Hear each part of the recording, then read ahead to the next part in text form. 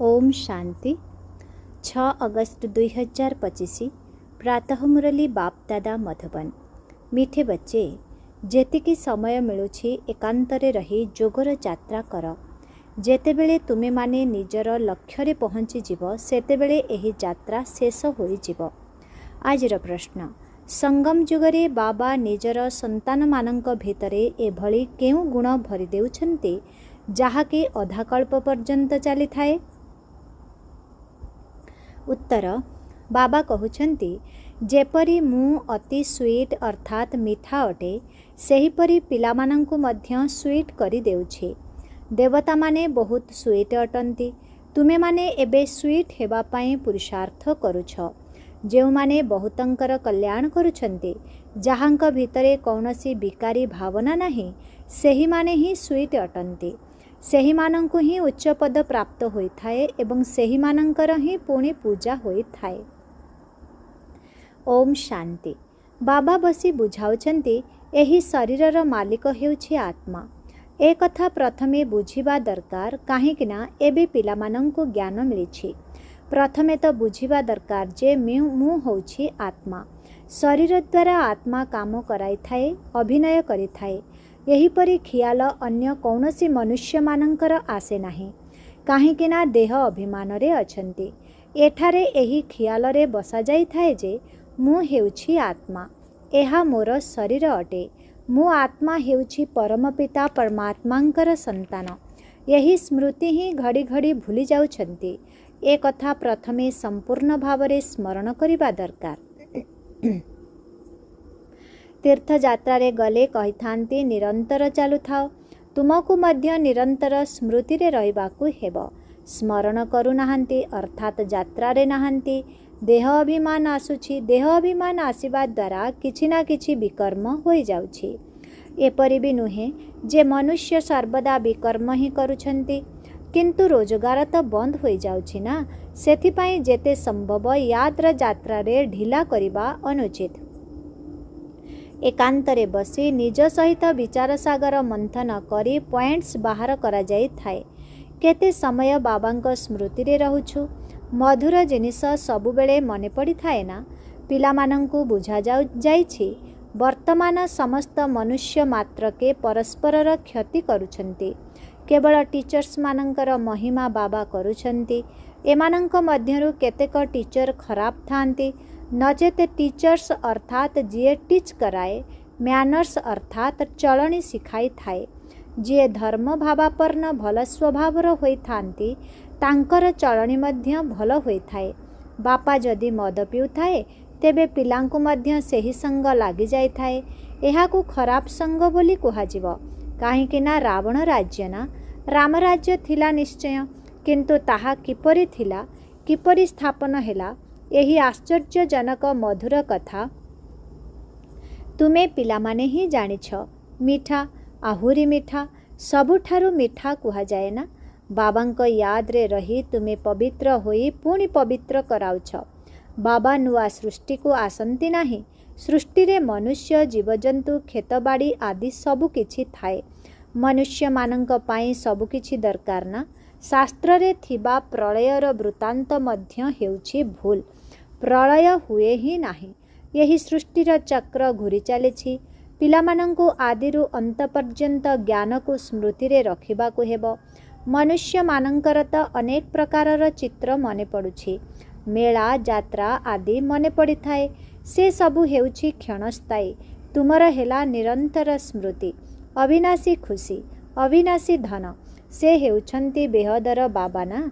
विनाशी पितांक ठारु सबु विनाशी संपत्ति मिली थाए। अविनाशी बाबांक ठारु अविनाशी सुख मिली थाए। धन द्वारा ही सुख मिली थाए। सेठारे तो अपार धन रहिबो। सेठारे सबु किछि सतो प्रदान रहिबो। तुम बुद्धि रे अछि आमे सेठारे सतो प्रदान थिलु, पुणी हेबाकु पड़िबो। ए कथा मध्य तुमे एबे जानुछ। तुम मानंक मध्य रे क्रमानुसारे अछन्ति मधुर, मधुरतर, मधुरतम अछन्ति ना। तुमे बाबांक ठारु मध्य स्वीट हेबाकु जाउछ ना। से ही उच्च पद पाइबे। जे बहुतंकर कल्याण करुछन्ति से ही हेउछन्ति मधुरतम। बाबा मध्य हेउछन्ति मधुरतम ना। ସେଥିପାଇଁ ସମସ୍ତେ ତାଙ୍କୁ ମନେ ପକାଉଛନ୍ତି। କେବଳ ମହୁ କିମ୍ବା ଚିନିକୁ ମଧୁର କୁହାଯାଉ ନାହିଁ, ଏଠାରେ ମନୁଷ୍ୟଙ୍କର ଚଳଣିକୁ କୁହାଯାଉଛି। କହନ୍ତି ନା, ଇଏ ହେଉଛନ୍ତି ମଧୁର ସନ୍ତାନ। ସତ୍ୟ ଯୁଗରେ କୌଣସି ପ୍ରକାରର ଶୈତାନୀ କଥା ରହିବ ନାହିଁ। ଏତେ ଉଚ୍ଚ ପଦ ଯେଉଁମାନେ ପାଉଛନ୍ତି, ନିଶ୍ଚୟ ସେମାନେ ଏଠାରେ ପୁରୁଷାର୍ଥ କରିଥିବେ। ତେବେ ତୁମେ ଏବେ ନୂଆ ଦୁନିଆକୁ ଜାଣିଛ। ତୁମ ପାଇଁ ତ ଯେପରି କାଲି ନୂଆ ଦୁନିଆ ସୁଖଧାମ ହେବ। ମନୁଷ୍ୟମାନଙ୍କୁ ଜଣା ହିଁ ନାହିଁ ଶାନ୍ତି କେବେ ଥିଲା। କହୁଛନ୍ତି ବିଶ୍ୱରେ ଶାନ୍ତି ହେଉ। ତୁମେ ପିଲାମାନେ ଜାଣିଛ ବିଶ୍ୱରେ ଶାନ୍ତି ଥିଲା, ଯାହାକୁ ଏବେ ପୁଣି ଥରେ ସ୍ଥାପନ କରୁଛ। ଏବେ ଏ କଥା ସମସ୍ତଙ୍କୁ ବୁଝାଇବ କିପରି? ଏଭଳି ପ୍ରକାରର ପଏଣ୍ଟସ୍ ସବୁ ବାହାର କରିବା ଦରକାର, ଯାହାକି ମନୁଷ୍ୟମାନଙ୍କର ବହୁତ ଆବଶ୍ୟକତା ରହିଛି। ବିଶ୍ୱରେ ଶାନ୍ତି ହେଉ, ଏଥିପାଇଁ ରଡ଼ି ମାରୁଛନ୍ତି, କାହିଁକିନା ଅଶାନ୍ତି ବହୁତ ରହିଛି। ଏହି ଲକ୍ଷ୍ମୀ ନାରାୟଣଙ୍କର ଚିତ୍ର ସମ୍ମୁଖରେ ରହିବା ଉଚିତ। ଏମାନଙ୍କର ରାଜ୍ୟ ଥିବା ସମୟରେ ବିଶ୍ୱରେ ଶାନ୍ତି ଥିଲା। ତାକୁ ହିଁ ସ୍ୱର୍ଗ ଦୈବୀ ରାଜ୍ୟ କୁହାଯାଉଥିଲା। ସେଠାରେ ବିଶ୍ୱରେ ଶାନ୍ତି ଥିଲା। ଆଜକୁ 5000 ବର୍ଷ ପୂର୍ବର କଥା। ଆଉ କେହି ହେଲେ ଜାଣିନାହାନ୍ତି। ଏହା ହେଉଛି ମୁଖ୍ୟ କଥା। ସବୁ ଆତ୍ମାମାନେ ଏକତ୍ର କହୁଛନ୍ତି ଯେ ବିଶ୍ୱରେ କିପରି ଶାନ୍ତି ହେବ। ସମସ୍ତ ଆତ୍ମାମାନେ ଡାକୁଛନ୍ତି, ତୁମେ ଏଠାରେ ବିଶ୍ୱରେ ଶାନ୍ତି ସ୍ଥାପନ କରିବାର ପୁରୁଷାର୍ଥ କରୁଛ। ଯେଉଁମାନେ ବିଶ୍ୱରେ ଶାନ୍ତି ଚାହୁଁଛନ୍ତି, ତୁମେ ତାଙ୍କୁ ଶୁଣାଅ ଯେ ଭାରତରେ ହିଁ ଶାନ୍ତି ଥିଲା ଯେତେବେଳେ ଭାରତ ସ୍ୱର୍ଗ ଥିଲା। ତେବେ ଶାନ୍ତି ଥିଲା, ଏବେ ନର୍କ ହୋଇଯାଇଛି। ନର୍କ କଳିଯୁଗରେ ଅଶାନ୍ତି ରହିଛି। କାହିଁକି ନା ଅନେକ ଧର୍ମ, ଏହା ମାୟାର ରାଜ୍ୟ। ଭକ୍ତିର ମଧ୍ୟ ବହୁତ ଆଡ଼ମ୍ବର ଅଛି। ତାହା ଦିନ ପ୍ରତିଦିନ ବୃଦ୍ଧି ହୋଇ ଚାଲିଛି। ମନୁଷ୍ୟମାନେ ମଧ୍ୟ ମେଳା ଯାତ୍ରା ଆଦିକୁ ଯାଉଛନ୍ତି। ଭାବୁଛନ୍ତି ନିଶ୍ଚୟ କିଛି ସତ୍ୟ ଥିବ। ତୁମେମାନେ ଏବେ ବୁଝୁଛ ଯେ ତାହାଦ୍ୱାରା କେହି ପବିତ୍ର ହୋଇପାରିବେ ନାହିଁ। ପବିତ୍ର ହେବାର ରାସ୍ତା ମନୁଷ୍ୟ କେହି ହେଲେ ବତାଇ ପାରିବେ ନାହିଁ। ପତିତ ପାବନ ଏକ ହିଁ ବାବା ଅଟନ୍ତି। ଦୁନିଆ ହିଁ ଗୋଟିଏ, କେବଳ ନୂଆ ଏବଂ ପୁରୁଣା ବୋଲି କୁହାଯାଏ। ନୂଆ ଦୁନିଆରେ ନୂଆ ଭାରତ, ନୂଆ ଦିଲ୍ଲୀ କହୁଛନ୍ତି। ନୂଆ ହେବ, ଯେଉଁଠାରେ ପୁଣି ନୂଆ ରାଜ୍ୟ ହେବ। ଏଠାରେ ପୁରୁଣା ଦୁନିଆରେ ପୁରୁଣା ରାଜ୍ୟ ରହିଛି। ପୁରୁଣା ଏବଂ ନୂଆ ଦୁନିଆ କାହାକୁ କୁହାଯାଉଛି, ଏ କଥା ମଧ୍ୟ ତୁମେ ଜାଣିଛ। ଭକ୍ତିରେ କେତେ ବଡ଼ ବିସ୍ତାର ରହିଛି। ଏହାକୁ ଅଜ୍ଞାନ କୁହାଯାଉଛି। ଜ୍ଞାନର ସାଗର ହେଉଛନ୍ତି ଏକମାତ୍ର ବାବା। ବାବା ତୁମକୁ ଏପରି କହୁନାହାନ୍ତି ଯେ ରାମ ରାମ କୁହ ଅଥବା ଆଉ କିଛି କର। ନା, ପିଲାମାନଙ୍କୁ ବୁଝାଯାଉଛି ବିଶ୍ୱର ଇତିହାସ ଭୂଗୋଳର କିପରି ପୁନରାବୃତ୍ତି ହେଉଛି। ଏହି ଶିକ୍ଷା ତୁମେ ଏବେ ପଢ଼ୁଛ। ଏହାର ନାମ ହିଁ ହେଉଛି ଆତ୍ମିକ ଶିକ୍ଷା ବା ଆଧ୍ୟାତ୍ମିକ ଶିକ୍ଷା। ଏହାର ଅର୍ଥ ମଧ୍ୟ କେହି ଜାଣିନାହାନ୍ତି। ଜ୍ଞାନ ସାଗର ତ ଏକ ବାବାଙ୍କୁ ହିଁ କୁହାଯାଉଛି। ସେ ହେଉଛନ୍ତି ସ୍ପିରିଚୁଆଲ ନଲେଜଫୁଲ ଫାଦର। ବାବା ଆତ୍ମାମାନଙ୍କ ସହିତ କଥା ହେଉଛନ୍ତି। ତୁମେ ସନ୍ତାନମାନେ ଜାଣିଛ ଯେ ଆତ୍ମିକ ବାବା ପଢ଼ାଉଛନ୍ତି। ଏହା ହେଉଛି ଆଧ୍ୟାତ୍ମିକ ଜ୍ଞାନ। ଆତ୍ମିକ ଜ୍ଞାନକୁ ହିଁ ଆଧ୍ୟାତ୍ମିକ ଜ୍ଞାନ ବୋଲି କୁହାଯାଉଛି। ତୁମେ ପିଲାମାନେ ଜାଣିଛ ଯେ ପରମ ପିତା ପରମାତ୍ମା ହେଉଛନ୍ତି ବିନ୍ଦୁ। ସେ ଆମକୁ ପଢ଼ାଉଛନ୍ତି। ଆମେ ଆତ୍ମାମାନେ ପଢ଼ୁଛୁ। ଏହା ଭୁଲିବା ଅନୁଚିତ। ଆମ ଆତ୍ମାମାନଙ୍କୁ ଯେଉଁ ଜ୍ଞାନ ମିଳୁଛି, ତାକୁ ପୁଣି ଆମେ ଅନ୍ୟ ଆତ୍ମାମାନଙ୍କୁ ଦେଉଛୁ। ଏହି ସ୍ମୃତି ସେତେବେଳେ ରହିବ ଯେତେବେଳେ ନିଜକୁ ଆତ୍ମା ଭାବି ବାବାଙ୍କ ସ୍ମୃତିରେ ରହିବେ। ବାବାଙ୍କୁ ମନେ ପକାଇବାରେ ବହୁତ କଚ୍ଚା ଅଛନ୍ତି। ତୁରନ୍ତ ଦେହ ଅଭିମାନରେ ଆସିଯାଉଛନ୍ତି। ଦେହୀ ଅଭିମାନୀ ହେବାର ଅଭ୍ୟାସ କରିବାକୁ ପଡ଼ିବ। ମୁଁ ଆତ୍ମା ଏହାଙ୍କୁ ଜିନିଷ ଦେଉଛି। ମୁଁ ଆତ୍ମା ବ୍ୟାପାର କରୁଛି। ନିଜକୁ ଆତ୍ମା ଭାବି ବାବାଙ୍କୁ ମନେ ପକାଇବାରେ ହିଁ ଫାଇଦା ରହିଛି। ଆତ୍ମାଠାରେ ଏହି ଜ୍ଞାନ ଅଛି ଯେ ମୁଁ ଯାତ୍ରାରେ ଅଛି। କର୍ମ ତ କରିବାକୁ ହିଁ ହେବ। ପିଲାମାନଙ୍କୁ ମଧ୍ୟ ସମ୍ଭାଳିବାକୁ ହେବ। କର୍ମଧନ୍ଦା ମଧ୍ୟ କରିବାକୁ ପଡ଼ିବ। କର୍ମଧନ୍ଦା କରିବା ସମୟରେ ମୁଁ ଆତ୍ମା ବୋଲି ମନେ ରହିବା, ଏହା ତ ବହୁତ ମୁସ୍କିଲ। ବାବା କହୁଛନ୍ତି କୌଣସି ବି ଓଲଟା କାମ କଦାପି କରିବା ଉଚିତ ନୁହେଁ। ସବୁଠାରୁ ବଡ଼ ପାପ ହେଉଛି କାମ ବିକାରର। ଏହା ବହୁତ ହଇରାଣ କରିଥାଏ। एबे तुमे पिलामाने पावन हेबा पाई प्रतिज्ञा करुछ। तार ही प्रतीक हेउछि एही रक्षाबंधन। आगरु तो पैसा कर राखी मिलुथिला, ब्राह्मण माने जाई राखी बांधुथिले। आजिकाली तो केते फैशनेबल राखी तैयारी करुछंती। वास्तव रे एहा वर्तमानर कथा। तुमे बाबांक सहित प्रतिज्ञा करुछ जे आमे केबे विकारग्रस्त हेबु नाही। आपणଙ୍କ ଠାରୁ विश्वर मालिक हेबार संपत्ति नेबु। बाबा कहिबे 63 जन्मत विषय बैतरणी नदी रे उबुटुबु हेल, तुमको एबे क्षीर सागर को नहीं जाउछि। एभली क्षीरर सागर केउठी नाही, ताकू तुलना करी कुहा जाउछि। तुमको शिवालय को नहीं जाउछि, सेठारे असरंती सुख रहिछि। एबे एहा हेउछि अंतिम जन्म। हे आत्मा माने पवित्र हुआ। कौन बाबांक कथा मानिब नाही? ईश्वर तुमर पिता कहउछंती मिठा संतान माने विकारग्रस्त हुओ नाही। जन्म जन्मांतरर पाप मुंड उपरे रहिछि। मोते मने पकाइले ही ताहा भस्म हेब। कल्प पूर्वे मध्य तुमको शिक्षा देइथिली। बाबा मध्य ग्यारंटी सेतेबेले देउछंती जेतेबेले तुमे ग्यारंटी करुछ कि बाबा आमे आपणंकु मने पकाइबु। एही भली स्मरण करी चाल, जहा द्वारा शरीरर अभिमान न रहु। सन्यासी मानंक मध्यरे केही केही बहुत तीक्ष्ण ब्रह्मज्ञानी थांती। सेमाने मध्य एपरी बसी बसी शरीर त्याग करि थांती। एठारे तुमको तो बाबा बुझाउछंती पवित्र होई जिबाकु पड़िबो। साधु संत माने तो निज मतरे चालंती। एपरी नुहे जे सेमाने शरीर छाड़ी कौनसी मुक्ति जीवन मुक्ति को जाउछंती। ना, एही ठाकु ही पुणी आसुछंती। किंतु तांकर अनुसरणकारी भावुछंती जे से निर्वाण गले। बाबा बुझाउछंती केही जणे हेले फेरी जाई पारिबे नाही। कायदा ही नाही। वृक्षर वृद्धि निश्चय हेब। एबे तुमे संगम जुगरे बसिछ, आउ सबु मनुष्य कली जुगरे अछंती। तुमे एबे दैवी संप्रदायर जो माने तुम धर्मर होइथिबे सेमाने आसीजिबे। देवी देवता मानंकर मध्य सेठारे वंशावली अछि ना। धर्म परिवर्तन करी अन्य धर्म को चली जाइछंती, पुणी फेरी आसिबे। नचेत सेठारे जागा किए भरिब? निश्चय सेमाने निजर जागा भरिबाकू पुणी आसीजिबे। यह बहुत सूक्ष्म कथा। बहुत भल भल व्यक्ति मध्य आसिबे जो माने कि अन्य धर्म को परिवर्तित हो जाइछंती, पुणी निज जागा को चली आसिबे। तुम पाखकू मुसलमान आदि मध्य आसुछंती ना। बहुत खबरदारी रखिबाकू पड़ुछि। तुरंत जांच करिवे एठाकू अन्य धर्मावलंबी माने किपरि आसुछंती। जरूरी परिस्थिति रे बहुतंकु धरि थांती, पुणी पैसा मिलिले छाड़ी दे दियंती। जहा कल्प पूर्वरु होइथिला तुमे एबे देखुछ। कल्प पूर्वरु मध्य एहिपरि होइथिला। तुमे एबे मनुष्यरु देवता उत्तम पुरुष हेउछ। एहा हेउछि सर्वोत्तम ब्राह्मण मानंकर कुल। वर्तमान बाबा एवं संतान माने रुहानी सेवा करुछंती। कौनसी गरीबंकु धनवान कराइबा एहा हेउछि रुहानी सेवा। बाबा कल्याण करुथिबारु पिलामाने मध्य बाबांको भली अन्यकु साहाय्य करिबा उचित। जे बहुतंकु रास्ता बताइबे से बहुत श्रेष्ठ होई पारिबे। तुमे पिलामानंकु पुरुषार्थ करिबाकु हेब, किंतु चिंता करिबार नुहे। काहेकि ना तुमर दायित्व बाबांको उपरे रहिछि।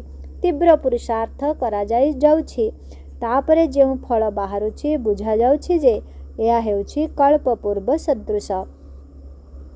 बाबा संतान मानंकु कहुछंती, पिलामाने चिंता कर नाही, सेवारे मेहनत कर, न हेले कौन करिब? एही कुलर न होइथिले तुमे जेते भी मुंड पिट, मुंड खराब करिवे। केही कम करिवे, केही बेसी। बाबा कहिछंती बहुत दुख आसिले पुणी आसिबे। तुमर किछि हेले व्यर्थ जीव नाही। तुमर काम हेउछि ठीक कथा कहिबा। शिव बाबा कहुछंती मोते मने पकाइले तुमर विकर्म विनाश हेब। एपरि बहुत कहुछंती हे भगवान निश्चित अछंती। एपरि बहुत कहुछंती जे भगवान निश्चित अछंती। महाभारत लड़ाई समय रे भगवान थिले। केवल केउ भगवान थिले एहिथिरे ही द्वंद्वरे पड़िछंती। श्रीकृष्ण तो होई पारिबे नाही।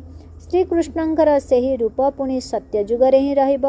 प्रत्येक जन्मरे चेहरा बदली जीव। सृष्टि एबे बदलुछि। पुराणाକୁ ନୂଆ ଏବେ ଭଗବାନ କିପରି କରୁଛନ୍ତି ତାକୁ ମଧ୍ୟ କେହି ହେଲେ ଜାଣିନାହାନ୍ତି। ଶେଷରେ ତୁମର ନାମ ପ୍ରସିଦ୍ଧ ହେବ। ସ୍ଥାପନା ହେଉଛି ପୁଣି ଏ ରାଜ୍ୟ କରିବେ, ବିନାଶ ମଧ୍ୟ ହେବ। ଗୋଟିଏ ପଟେ ନୂଆ, ଅନ୍ୟ ପଟେ ପୁରୁଣା ଦୁନିଆ। ଏହି ଚିତ୍ର ହେଉଛି ବହୁତ ଭଲ। କହୁଛନ୍ତି ମଧ୍ୟ ବ୍ରହ୍ମାଙ୍କ ଦ୍ୱାରା ସ୍ଥାପନା, ଶଙ୍କରଙ୍କ ଦ୍ୱାରା ବିନାଶ, କିନ୍ତୁ କିଛି ହେଲେ ବୁଝୁନାହାନ୍ତି। ତ୍ରିମୂର୍ତ୍ତି ହେଉଛି ମୁଖ୍ୟ ଚିତ୍ର। ସର୍ବୋଚ୍ଚ ହେଉଛନ୍ତି ଶିବ ବାବା। ତୁମେ ଜାଣିଛ ଶିବ ବାବା ବ୍ରହ୍ମାଙ୍କ ଦ୍ୱାରା ଆମକୁ ୟାଦ୍ର ଯାତ୍ରା ଶିଖାଉଛନ୍ତି। ବାବାଙ୍କୁ ମନେ ପକାଅ। ଯୋଗ ଅକ୍ଷର କଷ୍ଟ ଲାଗୁଛି। ୟାଦ ବା ମନେ ପକାଇବା ଅକ୍ଷର ବହୁତ ସହଜ। ବାବା ଅକ୍ଷର ବହୁତ ପ୍ରିୟ ଅଟେ।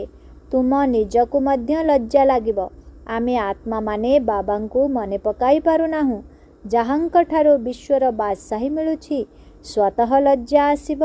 ବାବା ମଧ୍ୟ କହିବେ, ତୁମେ ତ ହେଉଛ ଅଜ୍ଞାନୀ, ବାବାଙ୍କୁ ୟାଦ କରିପାରୁନାହଁ, ତେବେ ସମ୍ପତ୍ତି କିପରି ପାଇବ? ବିକର୍ମ ବିନାଶ କିପରି ହେବ? ତୁମେ ହେଉଛ ଆତ୍ମା। ମୁଁ ତୁମ ପରମ ପିତା ପରମାତ୍ମା ମଧ୍ୟ ହେଉଛି ଅବିନାଶୀ ନା? ତୁମେ ଚାହୁଁଛ ଯେ ଆମେ ପାବନ ହୋଇ ସୁଖଧାମକୁ ଯିବୁ, ତେବେ ଶ୍ରୀମତକୁ ପାଳନ କର। ମୁଁ ତୁମର ପିତା। ମୋତେ ମନେ ପକାଇଲେ ତ ବିକର୍ମ ବିନାଶ ହେବ। ମନେ ନ ପକାଇଲେ ବିକର୍ମ ବିନାଶ କିପରି ହେବ? ଆଚ୍ଛା, ମିଠେ ମିଠେ ଶିଖିଲ ଦେ ସନ୍ତାନମାନଙ୍କ ପ୍ରତି ମାତ ପିତା ବାପ ଦାଦାଙ୍କର ମଧୁର ସ୍ନେହ ସମ୍ପନ୍ନ ଶୁଭେଚ୍ଛା ଏବଂ ସୁପ୍ରଭାତ। ଆତ୍ମିକ ପିତାଙ୍କର ଆତ୍ମିକ ସନ୍ତାନମାନଙ୍କୁ ନମସ୍ତେ। ଆତ୍ମିକ ସନ୍ତାନମାନଙ୍କର ଆତ୍ମିକ ପିତାଙ୍କୁ ଓମ୍ ଶାନ୍ତି। Good morning. ନମସ୍ତେ ନମସ୍ତେ ନମସ୍ତେ ନମସ୍ତେ ନମସ୍ତେ। ଶୁକ୍ରିୟା ବାବା, ଶୁକ୍ରିୟା। ଓମ୍ ଶାନ୍ତି। ଧାରଣା ପାଇଁ ମୁଖ୍ୟ ସାର 1 ନମ୍ବର। ସବୁ ପ୍ରକାରର ପୁରୁଷାର୍ଥ କରିବାକୁ ହେବ। କୌଣସି ଚିନ୍ତା କରିବାର ନାହିଁ, କାହିଁକିନା ସ୍ୱୟଂ ପରମ ପିତା ଆମର ଦାୟିତ୍ୱ ନେଇଛନ୍ତି। ତେଣୁ ଆମର କିଛି ବି ବ୍ୟର୍ଥରେ ଯିବ ନାହିଁ। 2 ନମ୍ବର। ବାବାଙ୍କ ସମାନ ବହୁତ ବହୁତ ମିଠା ଅର୍ଥାତ୍ ସୁଖଦାୟୀ ହେବାକୁ ପଡ଼ିବ। ଅନେକଙ୍କର କଲ୍ୟାଣ କରିବାକୁ ହେବ। ଏହି ଅନ୍ତିମ ଜନ୍ମରେ ନିଶ୍ଚିତ ଭାବରେ ପବିତ୍ର ହେବାକୁ ପଡ଼ିବ। ସମସ୍ତ କର୍ମଧନ୍ଦା କରି ମଧ୍ୟ ଅଭ୍ୟାସ କରିବାକୁ ହେବ ଯେ ମୁଁ ଏକ ଆତ୍ମା। ଆଜିର ବରଦାନ। ପ୍ରବୃତ୍ତି ଅର୍ଥାତ୍ ଘର ଗୃହସ୍ଥର ବିସ୍ତାର ଭିତରେ ରହି ଫରିସ୍ତା ପଣିଆର ସାକ୍ଷାତକାର କରାଉଥିବା ସାକ୍ଷାତକାର ମୂରତ ଭବ। ଘର ଗୃହସ୍ଥର ବିସ୍ତାର ବହୁତ ଥିଲେ ମଧ୍ୟ ସେହି ବିସ୍ତାର ଗୁଡ଼ିକୁ ସଂକୁଚିତ କରିବା ସହିତ ସର୍ବଦା ଉପରାମ ରହିବାର ଅଭ୍ୟାସ କର। ଏବେ ଏବେ ସ୍ଥୂଳ କାର୍ଯ୍ୟ କରୁଥିବ, ଏବେ ଏବେ ଅଶରୀରୀ ହୋଇଗଲ। ଏଭଳି ଅଭ୍ୟାସ ତୁମର ଫରିସ୍ତା ପଣିଆର ସାକ୍ଷାତକାର କରାଇଦେବ। ସର୍ବଦା ଉଚ୍ଚ ସ୍ଥିତିରେ ରହିବା ଦ୍ୱାରା ଛୋଟ ଛୋଟ କଥା ସବୁ ବ୍ୟକ୍ତ ଭାବର ଅନୁଭବ ହେବ। ତେଣୁ ଉଚ୍ଚକୁ ଚାଲିଯିବା ଦ୍ୱାରା ନିଚାପଣିଆ ଆପେ ଆପେ ସମାପ୍ତ ହୋଇଯିବ ଏବଂ ତୁମେ ମେହନତ କରିବାରୁ ମୁକ୍ତ ହୋଇଯିବ। ସମୟ ମଧ୍ୟ ବଞ୍ଚିଯିବ ଏବଂ ସେବା ମଧ୍ୟ ତୀବ୍ର ଗତିରେ ହେବ। ତୁମର ବୁଦ୍ଧି ଏତେ ବିଶାଳ ହୋଇଯିବ ଯାହାକି ଏକା ସମୟରେ ଅନେକ କାର୍ଯ୍ୟ କରି ସଫଳ କରିପାରିବ। ଆଜିର ସ୍ଲୋଗାନ। ନିଜର ଖୁସିକୁ ବଜାୟ ରଖିବା ପାଇଁ ଆତ୍ମାରୂପୀ ଦୀପରେ ଜ୍ଞାନରୂପୀ ଘୃତ ପ୍ରତିଦିନ ଢାଳୁଥାଅ। ନିଜର ଖୁସିକୁ ବଜାୟ ରଖିବା ପାଇଁ ଆତ୍ମାରୂପୀ ଦୀପରେ ଜ୍ଞାନରୂପୀ ଘୃତ ପ୍ରତିଦିନ ଢାଳୁଥାଅ। ଓମ୍ ଶାନ୍ତି। ଆଜିର ଅବ୍ୟକ୍ତ ଇଶାରେ ଯଦି ସହଜ ଯୋଗୀ ହେବାକୁ ଚାହୁଁଛ, ତେବେ ପରମାତ୍ମା ସ୍ନେହର ଅନୁଭବୀ ହୁଅ। ବାବାଙ୍କର ପିଲାମାନଙ୍କ ପ୍ରତି ସ୍ନେହ ରହିଛି। ସେଥିପାଇଁ ସର୍ବଦା କହୁଛନ୍ତି, ପିଲାମାନେ, ତୁମେ ଯାହା ବି ହୋଇଥାଅ, ଯେପରି ହୋଇଥାଅ, ତୁମେ ମୋର ଅଟ। ସେହିପରି ତୁମେମାନେ ମଧ୍ୟ ସର୍ବଦା ବାବାଙ୍କର ସ୍ନେହରେ ଲଭ୍ଲିନ୍ ରୁହ ଅର୍ଥାତ୍ ବୁଡ଼ି ରୁହ। ଦିଲ୍ରେ କୁହ, ବାବା ଆପଣ ବି ଯିଏ ହୋଇଥାନ୍ତି, ଆପଣ ହିଁ ଆମର। କେବେ ବି ଅସତ୍ୟର ରାଜ୍ୟର ପ୍ରଭାବରେ ଆସ ନାହିଁ। ଶ୍ରେଷ୍ଠ ଭାଗ୍ୟର ରେଖା ଟାଣିବାର କଲମ ବାବା ତୁମମାନଙ୍କ ହାତରେ ଦେଇଛନ୍ତି। ତୁମେମାନେ ଯେତେ ଇଚ୍ଛା ସେତେ ନିଜର ଶ୍ରେଷ୍ଠ ଭାଗ୍ୟ ଗଢ଼ିପାରିବ। ଓମ୍ ଶାନ୍ତି।